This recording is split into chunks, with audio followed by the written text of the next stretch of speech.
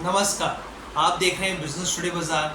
मैं हूं हर्ष शर्मा, एक बार फिर आपके सामने हाजिर हूं। रात के करीब 12 से ज़्यादा का वक्त हो चुका है। खबर काफ़ी बड़ी आई तो इसलिए हम लोग आपके सामने जुड़ गए, आपके साथ जुड़ गए। जैसे सरकार की तरफ से एक नई पेंशन स्कीम सामने आई है और ये जो नई पेंशन स्कीम है इसका नाम दिया गया यूनिफाइड पेंशन स्कीम। अब यहाँ पे तीन बड़े सवाल हैं। पहला, ये यूनिफाइड पेंशन स्कीम है क्या?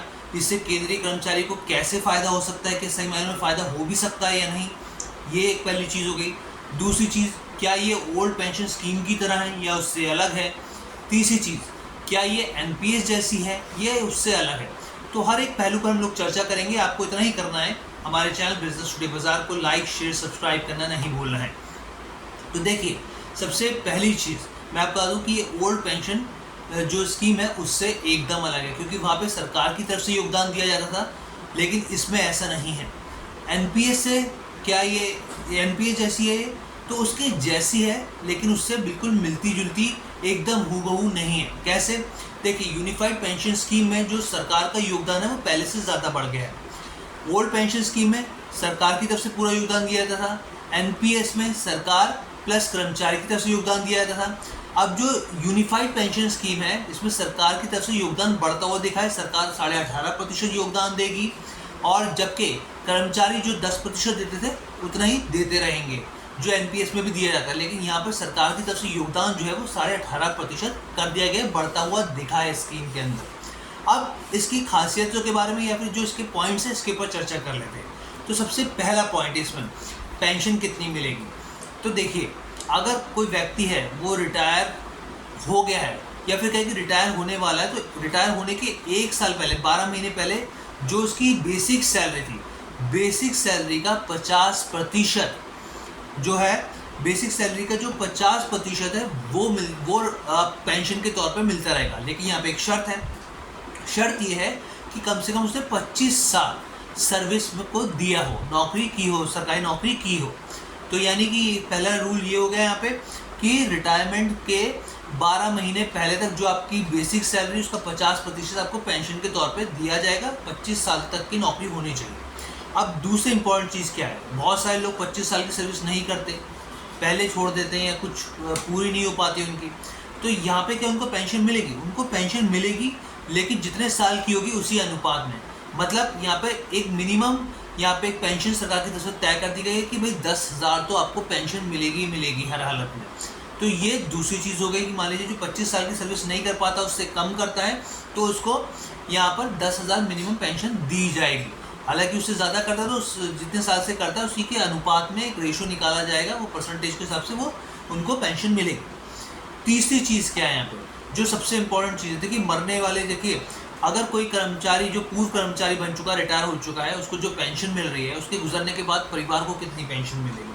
तो यहाँ पे जो पेंशन उसको मिल रही थी, परिवार वाले जो भी व्यक्ति होगा उसको उस पेंशन का 60%, यानी फ़र्ज़ कीजिए 100 रुपये मिल रहे हैं तो 60 रुपये उसको मिलेंगे। यहाँ पर 10,000 मिल रहे हैं तो 6,000 रुपये यहाँ पे पेंशन के तौर पे मिलेंगे। तो ये तीसरी चीज़ हो गई यहाँ पे जो इम्पोर्टेंट चीज़ है कि भाई व्यक्ति को कितने पैसे मिलेंगे। अगर कोई एक्स कर्मचारी गुजर जाता है तो परिवार वालों को पेंशन के तौर पे इतनी करीब 60% की राशि दी जाएगी, जो वहाँ पर बेसिकली पेंशन की होगी।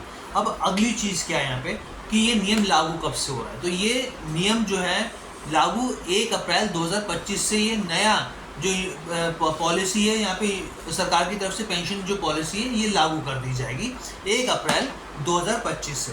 अब आपके मन में सवाल उठ रहा होगा कि भाई जो लोग पहले से एनपीएस के तहत यहाँ पर रिटायर हो गए हैं, एनपीएस के तहत पेंशन ले रहे हैं, उनका क्या होगा? तो देखिए, जो एनपीएस के तहत रिटायर हुए हैं उनके लिए भी खुशखबरी है। वो चाहे तो वो ऑप्ट कर सकते हैं इस नई यूनिफाइड पेंशन स्कीम को, लेकिन इसमें यहाँ पे कुछ चीज़ें हैं। एक तो उनको एरियर मिलता रहेगा, एरियर पर ब्याज मिलेगा, और साथ ही पीपीएफ के तौर पे जो ब्याज होगा वो उनको मिलेगा। यहाँ पर ये चीज़ आप समझ लीजिए। जिन लोगों ने वीआरएस लिए, जो पहले समय रिटायरमेंट से पहले वीआरएस लेते हैं, वो भी इस चीज़ का हिस्सा बन सकते हैं यहाँ पे। और इसके साथ ही मैं आपको बताऊं, राज्य सरकार के जो कर्मचारी हैं वो भी इसमें भाग ले सकते हैं, हिस्सा मतलब वो इसका हिस्सा बन सकते हैं। लेकिन उसके लिए उनके कुछ नियम है, ये सारे नियम तो उनके लिए वही लागू रहेंगे, लेकिन वो चाहे तो इसका हिस्सा बन सकते हैं। अभी केंद्रीय कर्मचारी करीब करीब 23 लाख हैं, वो चाहेंगे तो उनको फ़ायदा सीधे तौर पे ये मिलेगा 1 अप्रैल 2025 से। आपको ये पूरी चीज़ बता दी। इसमें साथ में एक चीज़ और है, यहाँ पर एक चीज़ का और ध्यान रखा गया है। इसमें स्कीम में जो ध्यान रखा गया है वो डीए का, डीएनएस रिलीफ का, पहले डीआर का ध्यान रखा गया। पहले डी होता था, डीएनएस अलाउंस होता था जो मिलता था महंगाई भत्ते के हिसाब से, लेकिन इसमें एक नई चीज़ टेक्नोलॉजी दी है डीएनएस रिलीफ के तौर पे, यानी कि इंडेक्सेशन और इन्फ्लेशन के तौर पे भी उनको पेंशन में हिस्सेदारी मिलेगी। यानी कि उनकी पेंशन में यहाँ पर महंगाई और साथ में इंडेक्सेशन और यहाँ पर इन्फ्लेशन की चीज़ें जोड़ के दी जाएंगी, जिसमें 6 महीने के 10% के हिसाब से नियम बनाए गए हैं।